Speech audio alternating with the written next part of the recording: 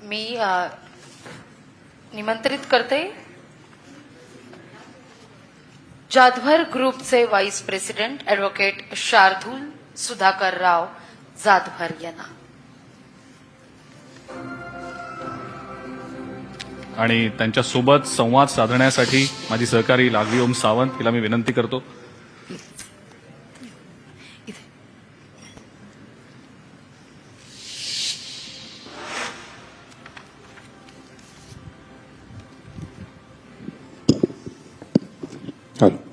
नमस्कार. लोकशाही मराठीच्या या कार्यक्रमात तुमचं पुन्हा एकदा मनापासून स्वागत. Thank you so much. खरं तर तुमची टॅगलाईन आहे ना, तिथूनच मला सुरुवात करायची आहे. ही टॅगलाईन फार विशेष आहे आणि लक्षवेधी आहे. या टॅगलाईन मध्ये पुणे आहे, महाराष्ट्र आहे आणि त्या टॅगलाईन मध्ये भारत सुद्धा आहे. ही टॅगलाईन हेतू पुरस्सर ठेवण्यात आली आहे. कसं काय? म्हणजे फार लक्षवेधी अशी आहे. कार्याकडे तर मी येणारच आहे, पण सुरुवात त्या टॅगलाईन पासून. नाही, संस्थेची जी आमची टॅगलाईन आहे ती टॅगलाईन अशी आहे, बल बुद्धी आणि सदविचारासाठी शिक्षण, education for strength intellect and wisdom. आणि मग ज्या वेळेसला आम्ही शिक्षण संस्था चालवत असताना, इतरही ज्या वेळेसला सामाजिक कार्य करत असताना या टॅगलाईनचा आम्ही वापर अशा पद्धतीनं करतो की आमचे जे विद्यार्थी आहेत, जे या देशाला घडवणारे जे आता युवक आहेत, हे जे युवक आहेत हे नुसतेच बलवान आणि बलशाली असून चालणार नाही, हे फक्त बुद्धिमानही असून चालणार नाही. कारण बलवान आणि बलशाली म्हणलं तर पैलवान आहेत, बुद्धिमान म्हणलं तर ओसामा बिन लादेन देखील फार उत्कृष्ट इंजिनियर होते असं मी ऐकू नये, किंवा ते फार चांगलं त्यांचं नॉलेज होतं असं ऐकू नये. सदविचार हे अत्यंत गरजेचे आहेत, संस्कार हे अत्यंत गरजेचे आहेत. आणि म्हणून ज्या वेळेसला ही शिक्षण संस्था चालू झाली ती पुण्यामध्ये चालू झाली आणि त्याच्यामुळे ते स्टार्टिंग अशी ती पुण्यानंतर ते महाराष्ट्र आणि महाराष्ट्रानंतर ते भारतभरामध्ये ही शिक्षण संस्थाचा प्रसार आणि प्रचार झाला पाहिजे, हे आमचं त्याच्या मागचं धोरण आहे. ही सुरुवात कशी झाली? म्हणजे कधी असं वाटलं की आपण शिक्षण क्षेत्रात, म्हणजे शिक्षणाचा माहेरघर खरं तर पुण्याला मानलं जातं, पण नेमकं असं कधी वाटलं? कोणता तो क्षण होता की त्यावेळी वाटलं की नाही, आपण याकरता काहीतरी केलं पाहिजे, शिक्षणाची पताका उंचावण्याकरता आपण पुढाकार घ्यायला हवा? सुरुवात कशी झाली या सगळ्या कार्याला? खरं तर या कार्याची सुरुवात आमच्या वडिलांच्या माध्यमातून झाली. आमचे वडील शिक्षणतज्ञ प्राचार्य डॉक्टर सुधाकरराव जाधवर सर, ज्यांनी वयाच्या 14व्या वर्षी क्रांतीवीर नावासारखी संघटना, उस्मानाबाद सारखा जिल्हा म्हणजे आताचा धाराशिव जिल्हा, अत्यंत ग्रामीण भाग, मराठवाडीची परिस्थिती आपल्याला माहिती की दुष्काळजन्य भाग, आणि त्या सगळ्या गोष्टी होत्या. परंतु वयाच्या 14व्या वर्षापासून त्यांच्या डोक्यामध्ये गाव स्वच्छता अभियान असेल, गावामध्ये लाईट आणण्याचं काम, रस्ते आणण्याचं काम, या सगळ्या गोष्टी फार मोठ्या प्रमाणावरती ते करत होते. आणि त्यावेळेसला ते नोकरीसाठी म्हणून ज्या वेळेसला 19 जून 1986 साली ज्या वेळेसला ते पुण्यामध्ये आल्यानं शहाजी काही की आपण एका संस्थेमध्ये ते कामाला लागले. जे कॉलेज नावाची शिक्षण संस्था छत्रपतींनी स्थापन केलेली संस्था आहे, कोल्हापूर गादी, छत्रपती शाहू महाराजांनी. आणि त्यावेळेसला तिथे सोबतच्या लोकांना त्यांनी सांगितलेलं होतं, बाबा मी गावामध्ये अशा अशा शाळा आणण्याचं काम केलेलं आहे, अमकं केलेलं आहे, ह्या सगळ्या गोष्टी त्यांनी सांगितल्या. आणि ते सांगितल्यानंतर नुकतंच त्या कॉलेजचं एक मान्यता एका कोर्सची त्याच्यामध्ये गेलेली होती आणि त्यांना सांगितलं की जा बाबा, ते तू काहीतरी केलेलं आहे असं आम्ही ऐकू नये, तू शाळेची मान्यता आणली, आता आपली मान्यता गेलेली, ती जरा आणून दाखव. त्यांनी अनेक मान्यवरांच्या प्रयत्नातून ते सगळं आणल्यानंतर ज्या वेळेसला त्याचा कार्यक्रम झाला, तो कार्यक्रम झाल्यानंतर त्यांचं नावही कुठं घेतलं नाही, की किमान बाबा हा माणूस जात होता येत होता असंही कुठं त्यांनी नाव त्याच्यामध्ये त्यांच्या प्राचार्यांकडनं घेण्यात आलं नाही. आणि मग त्यांनी स्थानिक काही लोकांच्या मदतीने 1995 साली ज्या वेळेसला त्या भागामध्ये सरकारच्या सुद्धा शाळा चांगल्या प्रमाणामध्ये नव्हत्या, त्यावेळेसला पहिली कन्या शाळा 8वी ते 10वीची ही पुण्यामध्ये त्या ठिकाणी स्थापन केली आणि त्याचं कार्यसंचालन फार चांगल्या पद्धतीनं चालू होतं. त्यावेळेसला ते ज्यावेळेसला पुण्यात आले त्यावेळेसला इतकी वाईट परिस्थिती त्यांची होती की ते स्वारगेटच्या बस स्टँडवरती राहिलेले होते. आणि मग सोबत शिक्षण संस्था स्थापन करायची म्हणजे सोबत कोणतरी पाहिजे, ट्रस्ट स्थापन करायचं म्हणजे किमान 7 लोक पाहिजे, तर त्यावेळेसला कुणीच नव्हतं. आणि त्यांनी ज्यावेळेसला ही शिक्षण संस्था उभी केल्यानंतर मग ते आपल्याकडे कसं आहे की ते बाळ जर कुपोषित असेल तर ते नवरा म्हणतो बायकोवर गेले, बायको म्हणते नवऱ्यावर गेले. आणि जर ते चांगलं असेल, ते IAS IPS झालं, चांगलं एखाद्या पदावर गेलं, मग आत्या सुद्धा म्हणते ते आत्याचेच गुण त्याच्यात आहेत. तसं ती शिक्षण संस्था जोपर्यंत नावारूपाला आली नाही तोपर्यंत ती शिक्षण संस्था सुधाकर जाधवर यांची होती. आणि ज्यावेळेसला ती नावारूपाला आली त्यावेळेसला त्याचं श्रेय घेणारे फार लोक त्याच्यामध्ये तयार झाली. आणि म्हणून मी त्यांचा झालेला अपमान हा डोळ्यानं पाहिला. आणि म्हणून मग 2014 साली आम्ही जाधवर ग्रुप ऑफ इन्स्टिट्यूटची मी स्थापना केली.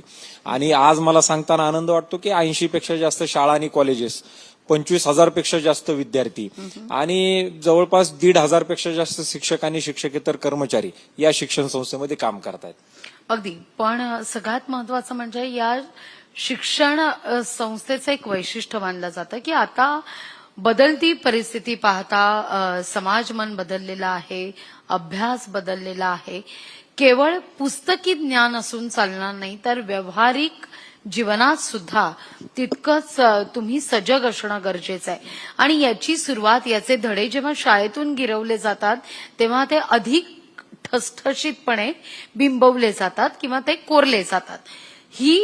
हा दृष्टिकोन ठेवून, हा व्यापक दृष्टिकोन ठेवून केवळ तुम्ही पुस्तकीच ज्ञान नाही तर तुम्ही व्यावहारिक जीवनातील सामान्य ज्ञानाची जोड सुद्धा त्या अभ्यासाला दिलीत. त्याविषयी ऐकायला आवडेल.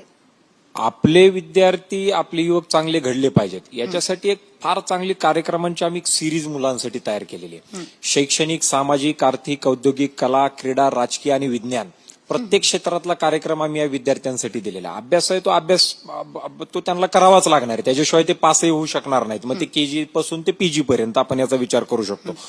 परंतु जर प्रॅक्टिकली ज्ञानाचा जर आपण विचार केला तर आमच्याकडे PGDM सारखे काही कोर्सेस आहेत जे इंडस्ट्री सोबत टायअप केलेलं आहे.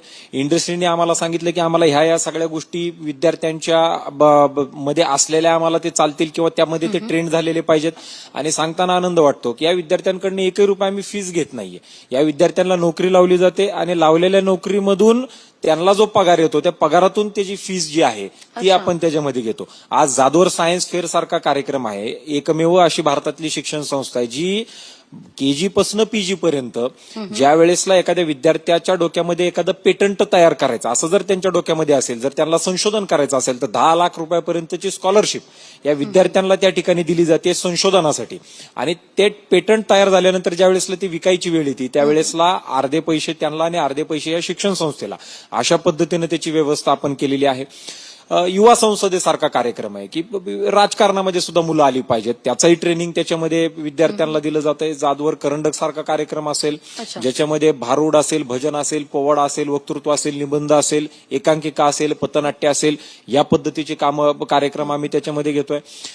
मला सांगताना आनंद वाटतो की नर्सिंग क्षेत्रामध्ये सुद्धा जाधवर ग्रुप ज्या वेळेसला नर्सिंग कॉलेजेस ज्या वेळेसला आम्ही चालवतो त्यावेळेसला देखील जेवढं सरकारनं सांगितलेलं आहे प्रॅक्टिकल्स द्यायला त्याच्यापेक्षा जास्त आम्ही प्रॅक्टिकल्स मुलांना देतोय. आणि इव्हन महाराष्ट्रामधले चांगले नामवंत जे हॉस्पिटल्स आहेत, मग त्याच्यामध्ये रुबी हॉल क्लिनिक असेल, त्यांची इकडे जवळ एक हिंजवडीची जी ब्रांच आहे ती किमान 2 वर्ष आमच्या मुलींनी चालवण्याचं काम केलेलं आहे ज्या नर्सिंगच्या क्षेत्रामध्ये आल्या. आणि मला सांगताना आनंद वाटतो की 2,000 पेक्षा जास्त SC आणि ST कॅटेगरीच्या मुलींना आदिवासी भागामधून म्हणजे नंदुरबार सारख्या भागातून पुण्यामध्ये आणून सरकारच्या साह्याने त्यांना शिकवून 100% नोकरी लावण्याचं काम देखील आपण या सगळ्या लोकांसाठी केलेलं आहे. आणि त्याच्यामुळं प्रत्येक क्षेत्रातला कार्यक्रम या मुलांसाठी आम्ही आवर्जून घेतोय. अगदी हाच मुद्दा मला इथे उपस्थित करायचा आहे की समाजातल्या विविध घटकांना सुद्धा तुम्ही तुमच्या कार्यात सामावून घेतलेलं आहे, जी खरंच काळाची गरज आहे. याविषयी ऐकायला आवडेल. कारण केवळ या इन्स्टिट्यूट मधलेच नाही तर समाजातील इतरही घटक आहेत की ज्यांना मुख्य प्रवाहात आणणं गरजेचं आहे, यांसाठी देखील प्रयत्न केले जातात. आम्ही जाधवर लॉ कॉलेजच्या माध्यमातून आणि एकंदरीत संस्थेच्या माध्यमातून जे विद्यार्थी गुन्हेगारीकडे वळालेले आहेत किंवा फार कमी वयामध्ये जे गुन्हेगारीकडे वळाले अशा सगळ्या लोकांना आता आम्ही त्या ठिकाणी त्यांचे काउन्सिलिंग सेशन्स आम्ही घेतोय. पुणे पोलिसांच्या सोबत त्या ठिकाणी. त्याच्यामध्ये मग आम्ही काही वेळेसला त्यांना एरोडा जेलच्या तिकडे सुद्धा जाऊन त्यांना भेटी आम्ही देण्याचं काम करतोय. त्यांना शिक्षण क्षेत्राकडे कसं वळवलं पाहिजे, त्यांनी शिक्षण घेतल्यानंतर काही मिनिमम शिक्षण घेतल्यानंतर त्यांना नोकरी देता येते का, किंवा त्यांना धंदा उपलब्ध करून देता येतोय का. डॉक्टर भोईन सारखं फार मोठं उदाहरण आपल्याकडे पुण्यामध्ये आहे. त्याचबरोबर दारू सोडा दूध प्या अभियानासारखे उदाहरण आहे. म्हणजे मगाशी ज्या वेळेसला रोहित दादा या ठिकाणी बोलत होते त्यांनी ड्रग्जचा विषय त्या ठिकाणी सांगितला.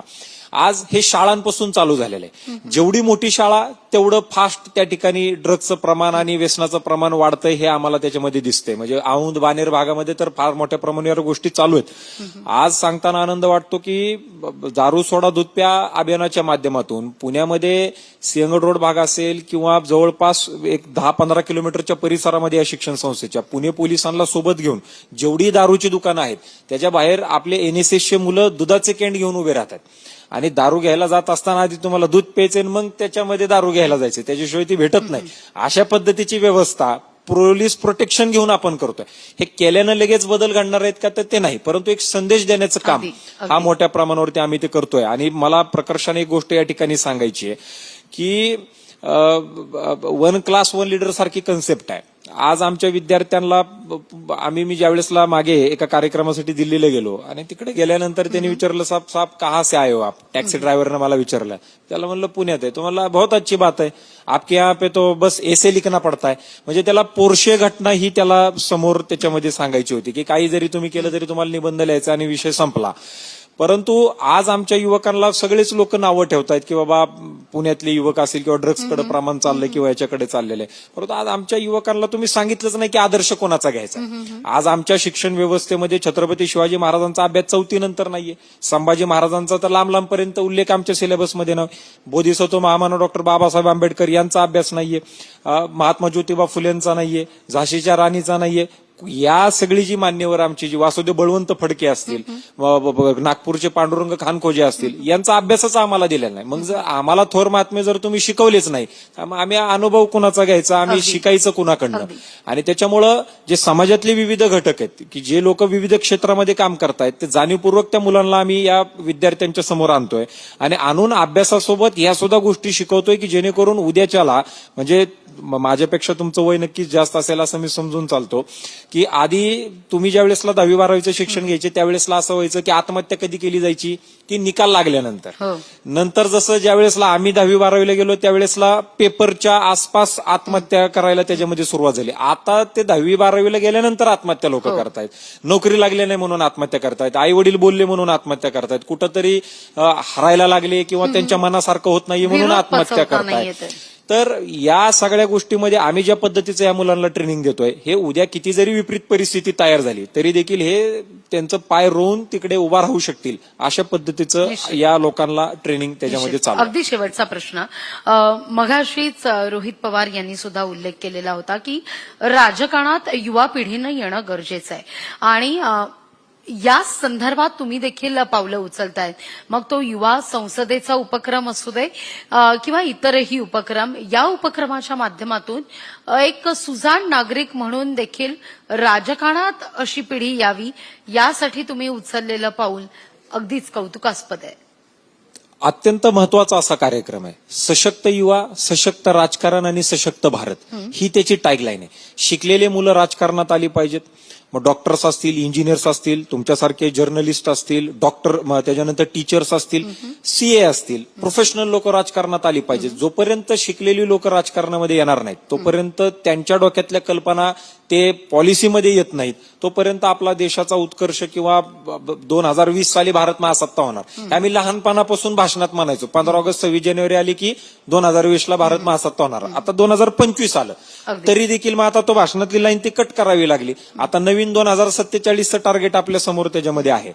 आज विद्यार्थी राजकारणाकडे बघण्याचा दृष्टिकोन जो आहे युवकांचा तो फार, म्हणजे ज्या वेळेसला मी आज हे 8वं वर्ष आहे युवा संसदेचं, केंद्र सरकार असेल, राज्य सरकार असेल, गोवा सरकार असेल, लायन्स क्लब असेल, रोटरी क्लब असेल, नेहरू युवा केंद्र असेल, यांच्या सगळ्यांच्या संयुक्त विद्यमानं जवळपास 3000 विद्यार्थी या 2 दिवसाच्या अधिवेशनासाठी पुण्यामध्ये येतात.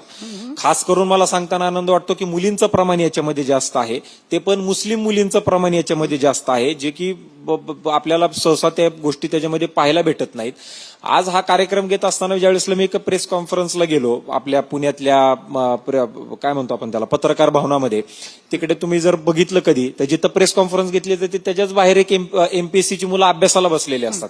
एक मुलगा आतमध्ये आला आणि त्यांनी मला सांगितलं की ते ठीक आहे म्हणलं, आम्ही येऊ तुमच्याकडे कार्यक्रमाला, परंतु जर मी आता प्रिलियम पास झालो, मेन्स पास झालो आणि जर मी इंटरव्ह्यूला गेलो आणि तिथं जाऊन जर मला त्यांनी विचारलं की बाबा आपल्या राज्याचा पाणी पुरवठा मंत्री कोण आहे, आणि ज्या दिवशी मी वाचलेलं असतं त्या दिवशी जर पाणी पुरवठा मंत्री ए असतील आणि इंटरव्ह्यूच्या वेळेला जर बी असतील, तर मग जर मी नापास झालो तर याला जबाबदार कोण? त्याला असं दर्शवायचं होतं की सध्याची जी राजकीय परिस्थिती आहे, संध्याकाळी कोण कुठं आहे, सकाळी कोण कुठं आहे, किंवा विचारधारेचं जे राजकारण आहे जे सध्याच्या स्थितीला त्याच्यामध्ये राहिलेलं नाही, त्याच्यामुळे जी अनास्था विद्यार्थ्यांच्या मनामध्ये निर्माण झालेली आहे, ही अनास्था त्या मुलांच्या मनामधून काढून टाकायची. राणीच्याच पोटातून राणी जन्माला यावी का, राजाच्याच पोटातून राजा जन्माला यावा का? वाड्या वस्तीत तांड्यांवरची जी आमची मुलं आहेत, जी गोरगरीब शोषित दलित वंचित आदिवासी समाजातून जी आमची मुलं येतात, ज्यांच्या खिशामध्ये पैसे नाहीत, अशी जी आमची लोक आहेत, या सगळ्या लोकांना एक प्लॅटफॉर्म निर्माण करण्याचं काम आम्ही ते केलेलं आहे की 3,000 विद्यार्थ्यांना दरवर्षी हे अल्युमिनीज आहेत. आणि सांगताना आनंद वाटतो की या युवा संसदेनं फक्त 2च इलेक्शन पाहिलेत जशी युवा संसद चालू झाली 2019, 2024, परंतु ते विधानसभेचे आणि लोकसभेचे इलेक्शन झाले. 2000 मला वाटतं 16-17च्या आसपास स्थानिक स्वराज्य संस्थांचे इलेक्शन झाले. आता ज्या वेळेसला होईल त्यावेळेसला युवा संसदेने काय कमवलं ते त्याच्यामध्ये दिसेल. परंतु युवा संसदेचं एक चांगलं प्रॉडक्ट ज्या वेळेसला पहिली स्थानिक स्वराज्य संस्था 16-17च्या आसपास झाली, एक आदिवासी भागातली मुलगी पावरा नावाची मुलगी जी तिकडे नंदुरबार सारख्या ठिकाणी तिकडे ती गेली, MBA झालेलं तिचं मुलीचं शिक्षण, आणि ती झेडपी सदस्य झाली आणि तिला त्याची प्रेरणा या युवा संसदेमधून मिळाली. आणि त्याच्यामुळं जिथं मुली प्रेरणा घेत आहेत तिथं नक्कीच 100% येणाऱ्या कालावधीमध्ये या युवा संसदेच्या माध्यमातून शिकलेली लोक राजकारणाकडे बघण्याचा दृष्टिकोन बदलेल. नापास झालाय म्हणून राजकारणात किंवा पैसा आहे म्हणून राजकारणात या सगळ्या गोष्टी सोडून नक्कीच एक विचारधारेचं राजकारण, देशाला पुढे न्यायचं राजकारण. आणि शेवटचा मुद्दा मला याच्यामध्ये सांगायचा आहे की जातीपाती रहित राजकारण शिकवण्याचं काम या 8व्या युवा संसदेमध्ये आम्ही केलं. कारण मराठवाड्यामधून फार मोठ्या प्रमाणावरती मुलं या युवा संसदेसाठी येतात. ज्या मराठवाड्यामध्ये बीड जिल्ह्यासारख्या ठिकाणी आज एका जातीचा महाराज असेल तर दुसऱ्या जातीच्या महाराजाच्या म्हणजे दुसऱ्या जातीच्या सप्त्याला बोलवलं जात नाही, दुसऱ्या जातीचा सप्ताह असेल तर एका जातीच्या महाराजाला बोलवलं जात नाही, एका जातीचा माणूस असेल तर तो दुसऱ्या जातीच्या माणसाच्या किराणा मालाच्या दुकानात जात नाहीये. शेतामध्ये सुद्धा लोक जात बघून आता शेतामध्ये काम करायला लोक येत आहेत किंवा जात नाहीयेत. जात बघून ड्रायव्हर्स ठेवले जात आहेत किंवा गडी ठेवले जात आहेत. ही परिस्थिती आज मराठवाड्याची झालेली आहे. आणि त्याच्यामुळं हे युवक कुठंतरी भरकटत चाललेले आहेत. व्हॉट्सअप मेसेजच्या माध्यमातून कोण काहीतरी सांगतंय, त्यांची विचारधारा सगळ्यात प्रथम आता युवा संसदेचं काम आहे ते राजकारणात आणण्याचं नाही. सगळ्यात महत्वाचं म्हणजे आपण जे बोलत होतो की कसं असतं की आपल्या हातात सुरी आहे, एखाद्या गृहिणीच्या हातात असते, उत्तम स्वयंपाक होतो. ती सुरी जेव्हा एखाद्या चोराच्या हातात जाते तेव्हा दुष्कृत्य होतं.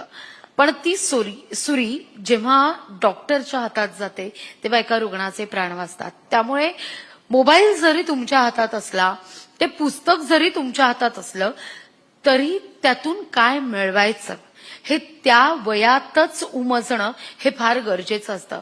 यासाठी म्हणून तुम्ही काय प्रयत्न करत आहात की जसं तुम्ही म्हणालात की वैचारिक विकासासाठी विविध उपक्रम राबवले जातात, मग तो युवा संवादचा उपक्रम असू दे किंवा इतर समाज घटकांना समाविष्ट करण्याचा उपक्रम असू दे, याखेरीज सर्वांगीण वैचारिक व्यापक असा विकास होण्यासाठी जाधवर ग्रुपच्या वतीनं आणखीन काही प्रयत्न होतात का? सगळ्यात महत्वाचा याच्यामध्ये जो विषय आहे तो म्हणजे संस्कार. जोपर्यंत विद्यार्थ्यांना संस्कार असणार नाहीत तोपर्यंत ह्या कितीही जरी आपण गोष्टी नुसत्या सांगितल्या तर त्या त्याच्यामध्ये होणार नाहीत. आज जाधव ग्रुप ऑफ इन्स्टिट्यूटच्या माध्यमातून ज्या वेळेसला या सगळ्या विद्यार्थ्यांना आपण म्हणजे खरं तर हे विविध जे कार्यक्रम आहेत, म्हणजे मला वाटतं ही एकमेव अशी शिक्षण संस्था आहे की ज्या शिक्षण संस्थेमध्ये या विद्यार्थ्यांना भागवत सप्त्यांसारखे सप्ते असतील, त्याच्यानंतर कीर्तन महोत्सवासारखे कार्यक्रम असतील, म्हणजे आपली संस्कृती शिकवली जाते. होय. या सगळ्या कार्यक्रमांची सुरुवात म्हणजे ज्या वेळेसला संस्थेच्या अध्यक्षांचा वाढदिवस असतो त्यावेळेसला भागवत सप्ताह घेतला जातो, ज्या वेळेसला ठराविक वेळ होतो त्यावेळेसला कीर्तन महोत्सवासारखे कार्यक्रम घेतले जातात, की याच्यातून समुपदेशन त्याच्यामध्ये ते झालं पाहिजे.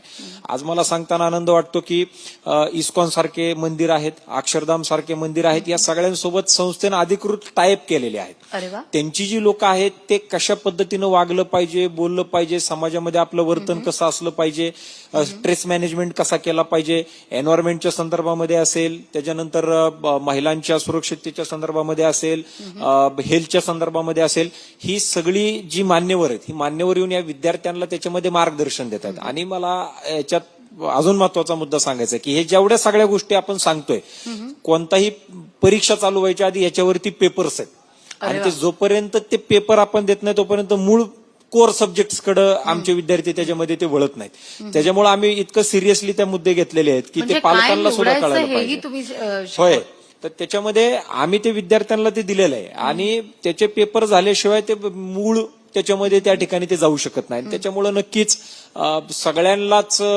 सगळेच लोक सांगितल्यानंतर ऐकतील असं नाही, परंतु जसं स्वामी विवेकानंदांनी सांगितलं होतं, विचाराची 10 लोक द्या. तर त्यावेळेसला सुद्धा देशामध्ये करोडो लोक होते. आता आमचा विचार असा आहे की 25,000 विद्यार्थ्यांमधून किमान 25 विद्यार्थी जरी चांगल्या पद्धतीचे घडले तरी नक्कीच 100% त्याच्यामध्ये फरक मोठ्या प्रमाणावरती तो पडेल. अगदी फार महत्वाचं खरं तर या ठिकाणी तुम्ही सांगितलं. सगळ्यात महत्वाचं म्हणजे सध्या आपण प्रत्येक गोष्ट अगदी शालेय जीवनापासूनच कोणतीही गोष्ट निवडत असताना किंवा कोणत्याही दृष्टीनं त्या गोष्टीकडे पाहत असताना तो दृष्टिकोन बदलणं फार गरजेचं असतं. याकरता तुम्हाला उपयोगाला येते ती वाचन संस्कृती. मग ती वाचन संस्कृती फक्त पुस्तकाच्या माध्यमातून नाही, तर तुम्हाला या सगळ्या अनुभवातून माणसं सुद्धा वाचता आली पाहिजेत. तर ते तुम्ही थेटपणे नाही, पण हे वेगवेगळे उपक्रम बघता त्या दृष्टीनं पुढची पिढी घडवताना दिसत आहे. नाही, खरं आहे की गावाकडची संस्कृती कळाली पाहिजे, माणसं कळाली पाहिजेत. त्याच्यामुळं आम्ही आमच्याकडे एक 5 मार्क अशासाठी दिलेले आहेत की ते एकत्र कुटुंब पद्धती आहे का. कारण खरं तर एकत्र कुटुंब पद्धती असल्याशिवाय संस्कार सगळेच भेटतील असं नाही. कारण आई वडील आता सध्याची परिस्थिती पाहिली तर लोक नोकऱ्या ह्या सगळ्या गोष्टी कराव्या लागतात, त्याच्यामुळे तेही महत्वाचा पार्ट आहे. त्याच्यासाठी आम्ही वेळ दिलेला आहे. त्याच्यानंतर इंडस्ट्रियल टूर्स असतात, एज्युकेशनल टूर्स असतात, त्यावेळेसला जाणीवपूर्वक आम्ही त्यांना गावांमध्ये घेऊन जातोय, जाणीवपूर्वक अशा ठिकाणी घेऊन जातोय की जिथं त्यांचं जाणं होणार नाही, आणि नक्कीच तिकडे गेल्यानंतर त्यांना काही ना काही त्याच्यातून शिकायला मिळेल, सगळ्या गोष्टी पाहायला मिळतील. खरं तर ज्या वेळेसला ते कर्जमाफीचे ज्या वेळेसला विषय होतात, शेतकऱ्यांच्या कर्जमाफीचे वगैरे, त्यावेळेसला बऱ्याचशा शहरातल्या मुलांचं असं असतं की काय गरज आहे कर्जमाफी करायची, म्हणजे आम्ही एकीकडे आमचे आई वडील टॅक्स भरतायत, तुम्ही एकीकडं यांना कर्जमाफी करणार, असे सुद्धा काही लोकांच्या मनामधले प्रश्न जे आहेत ते आम्हाला त्याच्यामध्ये पाहताना त्या ठिकाणी दिसतात. म्हणजे माझ्याकडे एक कार्यक्रम आहे कॉफी विथ व्हाईस प्रेसिडेंट म्हणून. मग मी दर महिन्याला निवडक काही विद्यार्थ्यांना आम्ही प्रत्येक कोर्सच्या मुलांना आम्ही बोलवतो आणि त्यांच्यासोबत साध्या आमच्या गप्पा असतात. त्याच्यामध्ये तो मुलांनी मला तो प्रश्न विचारलेला होता की कर्जमाफीची काय गरज आहे, मग एकीकडे आम्ही टॅक्स भरायचा, एकीकडे तुम्ही फुकट पैसे वाटायचे, याची गरज काय. तर ज्या वेळेसला आम्ही त्या मुलांना एनएसएसच्या माध्यमातून किंवा ज्या वेळेसला इंडस्ट्रियल टूर्सच्या माध्यमातून गावाकडे नेतो, गावाकडे नेल्यानंतर ज्या वेळेसला त्यांना ते कळतं की अॅग्रिकल्चर सध्याचं कशा पद्धतीनं चालू आहे, म्हणजे एफआरपी जरी असली तरी देखील कशा पद्धतीनं भाव त्यांना मिळतो, कशा पद्धतीनं शेतकऱ्यांचं शोषण केलं जातं, ते किती महत्वाचे आहेत. ज्यावेळेसला या सगळ्या गोष्टी त्यांना सांगितल्या जातात त्यावेळेसला त्यांचं जे विचार करण्याची जी पद्धत आहे ही पद्धत देखील त्याच्यामध्ये मोठ्या प्रमाणावरती बदलते. आणि त्याच्यामुळे जोपर्यंत आपण या विद्यार्थ्यांना प्रत्येक ठिकाणी असं नेणार नाहीत, त्यांना त्या सगळ्या गोष्टी दाखवणार नाहीत, त्याचं प्रॅक्टिकल नॉलेज त्यांना देणार नाहीत, तोपर्यंत ते त्यांच्या लक्षामध्ये येणार नाही. आणि त्यामुळे ते गरजेचं आहे असं मला वाटतं. अगदी तुम्ही हे सगळं सांगताय की एकूणच उपक्रम पाहता किंवा पुढची पिढी घडवण्याचं तुमचं काम पाहता एक प्रकर्षानं जाणवत आहे की शाळेत येणारं प्रत्येक मूल हे मांसाचा गोळा असतं. त्याला तुम्ही जसा आकार द्याल तसं ते घडत असतं. पण फार मला स्वतःला आता कुतूहल आहे की तुमचा हा अभ्यासक्रम नेमका कसा असतो. कारण इतके वेगवेगळे उपक्रम, जसं तुम्ही म्हणताय की एकत्रित कुटुंब पद्धती करता तुम्ही परीक्षेत 5 मार्क ठेवलेले आहेत, कसं हे स्वरूप असतं तुमच्या एकूणच परीक्षेचं सुद्धा आणि अभ्यासक्रमाचं सुद्धा. नाही, याच्यामध्ये कसं आहे की आता कोणाला जर आपण म्हणलं तर बाबा तुमचे आजी आजोबा आणून ठेवा, तर ती महिला म्हणणार तू आमच्या घरात कशाला डोकवायला लागलाय, असं ते म्हणू शकतात. ह्याच्यासाठी कॉम्पिटिशन्स आहेत. पालकांच्या कॉम्पिटिशन सगळीकडेच होतात, परंतु आजी आजोबांच्या कॉम्पिटिशन कुठंच होत नाहीत. मग ज्या वेळेसला आजी आजोबांची कॉम्पिटिशन लावली जाते, ज्या वेळेसला विद्यार्थ्यांना बाबा तू सकाळी आई वडिलांच्या पाया पडतो का, आजी आजोबाच्या पाया पडतो का, ह्या गोष्टी ज्या वेळेसला शाळेतल्या मुलांना विचारले जातात, त्यावेळेसला ऑटोमॅटिकच काही मुलं आहेत ते विचारतात बाबा आपली आजी कुठे आहे, आपले आजोबा कुठे आहेत. मग त्यांना ते कळतंय आईचे कोण आणि वडिलांचे कोण हे ज्या वेळेसला कळतं. किंवा काही मुलांचे घरचे आलेले असतात, काही लोकांच्या घरचे आलेले नसतात. मग त्यावेळेसला त्यांना सुद्धा ते वाटतं की अरे तुझे आले पण माझे का नाही आले. मग ते ऑटोमॅटिकली ते जोडण्याचा प्रयत्न जो आहे एकत्र कुटुंब पद्धतीमध्ये तो विविध कॉम्पिटिशनच्या माध्यमातून, विविध कार्यक्रमांच्या माध्यमातून त्याच्यातून तो होतो. परीक्षेच्या बाबतीत जर आपण विचार केला तर त्या परीक्षा फार चांगले प्लॅन आम्ही त्याच्यामध्ये केलेले आहेत. अभ्यासाचा विचार केला तर ज्या वेळेसला एखादा टॉपिक संपतो त्यावेळेसला त्याचे जे काही टेस्ट आहेत त्या तर टेस्ट होतात, ते सगळीकडेच होतात, तो काही भाग नाही आपला चर्चेचा. परंतु ज्या वेळेसला एक वर्ग एक नेता सारखी कन्सेप्ट आहे की आता पहिलीपासून ज्या वेळेसला तो 12वी पर्यंत किंवा या शिक्षण संस्थेमध्ये त्या वर्गासाठी जे सायंटिस्ट असतील, जे थोर महात्मे असतील, ज्यांना आपण त्या ठिकाणी नाव त्यांचं दिलेलं आहे, त्यांचा अभ्यास करणं आणि त्यांचा अभ्यास केल्याने त्यांच्या जन्मापासून त्यांच्या मृत्यूपर्यंत किंवा जर ते असतील तर त्यांच्या हयातीपर्यंतचा लेटेस्ट पर्यंत ज्या वेळेसला ते मुलं अभ्यास करतात, तो अभ्यास केल्यानंतर सगळ्यात आधी त्याच्यावरती कॉम्पिटिशन्स आहेत. मग त्या वक्तृत्व असतील, निबंध असतील, त्याच्यानंतर याचे विषय काय असतात, याचे विषय ज्वलंत विषयांवर भाष्य करणं. ज्या वेळेसला करंडक घेतलं जातं आपला, त्या करंडकामध्ये ज्वलंत प्रश्न आहेत. निश्चित युवा संसद असेल तर त्याच्यातले सध्याच्या स्थितीचे प्रश्न, अगदी. आणि ज्या वेळेसला आपल्याला अभ्यास करायचा आहे त्यावेळेसला मग सहसा ज्यांनी स्वतःच्या आयुष्याचा झेंडा ज्यांनी रावलेला आहे नावाचा, ती लोक. निश्चित. खूप खूप धन्यवाद. आज thank तुम्ही you so इथे much. आलात आणि इतक्या मनमोकळ्या गप्पा मारल्या त्याबद्दल तुमचे मनापासून आभार. Thank you so much. Thank you so much.